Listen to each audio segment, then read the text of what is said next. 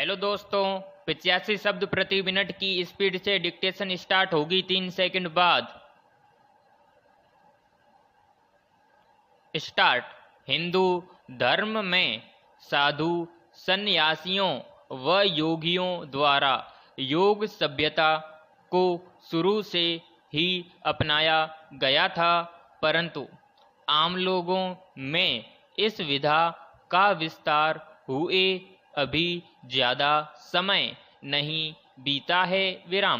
बावजूद इसके कि योग की महिमा और महत्व को जानकर इसे स्वस्थ जीवन शैली हेतु बड़े पैमाने पर अपनाया जा रहा है, जिसका प्रमुख कारण है व्यस्त, तनावपूर्ण और अस्वस्थ दिनचर्या में इसके सकारात्मक प्रभाव।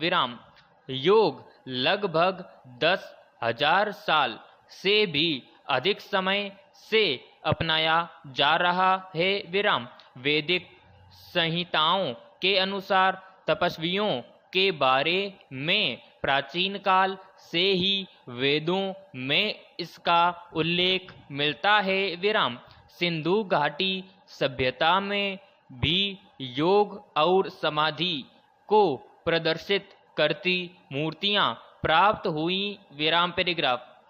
न जाने वह मंच कहाँ गया जिसमें हर कलाकार एक दूसरे की सराहना करते नहीं थकते थे।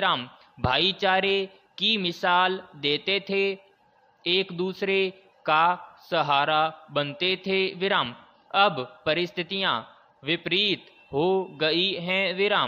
अब अभिनय के रंगमंच पर कलाकारों का ऐसा अप्रत्यक्ष चेहरा देखने को मिलता है, बोली में ऐसी अभद्रता सुनाई पड़ती है, जिससे इस क्षेत्र के गौरव, मान सम्मान, काबिलियत पर आंच आती है।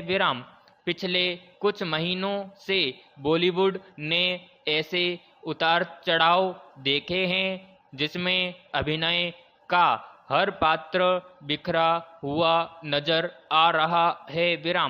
सिनेमा न जाने कब मनोरंजन के विकल्प से प्रसिद्धि और लोकप्रियता पाने के लिए किसी भी हद तक जाने का जरिया बन गया, इस बात का अंदाजा भी नहीं हो पाता है। पैराग्राफ। भारत में नशे का धंधा जिस तेजी से पनपता जा रहा है, वह गंभीर चिंता पैदा करता है। इसका सबसे ज़्यादा शिकार देश की नौजवान पीढ़ी हो रही है।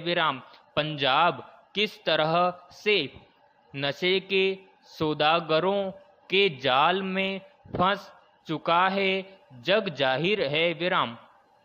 इसी तरह शायद ही कोई ऐसा राज्य होगा जहां अवैध शराब की भट्टियां न चल रही हों।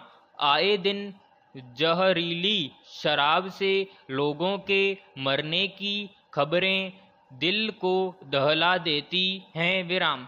हैरानी की बात तो यह है कि सब जगह जहरीली शराब का धंधा प्रशासन और पुलिस की नाक के नीचे चलता है। जब कोई बड़ा कांड हो जाता है तो कार्रवाई के नाम पर कुछ लोगों को उठाकर छोड़ दिया जाता है।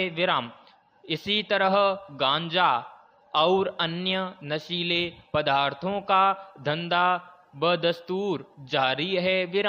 सवाल है कि लोगों की जिंदगी के साथ ऐसा खिलवाड़ कब तक होता रहेगा? कब तक लोग जहरीली शराब से मरते रहेंगे और हमारी नौजवान पीढ़ी नशे की गिरफ्त में जकड़ी रहेगी? नशे के कारोबारियों से निपटने के लिए जरूरी है कि इनकी जड़ तक पहुंचा जाए। और खात्मा किया जाए विराम। भले इसके लिए कितने सख्त कानून क्यों न बनाने पड़े विराम पैराग्राफ। समझ में नहीं आ रहा है कि कोविड महामारी का सबसे बुरा दौर बीत गया या अभी आने वाला है विराम, क्योंकि जिस तरह से मामले घटने के बजाय बढ़ते जा रहे हैं उनसे तो लगता है कि महामारी का दूसरा चरण शुरू हो रहा है विराम। हालात बता रहे हैं कि कोरोना महामारी 100 साल पहले स्पेनिश फ्लू की तरह विकराल रूप धारण करती जा रही है विराम। उस समय पूरे विश्व में 5 करोड़ से अधिक मौतें हुई थीं विराम। कोरोना से दुनिया में हर हफ्ते करीब 50,000 लोग मारे जा रहे हैं विराम समाप्त।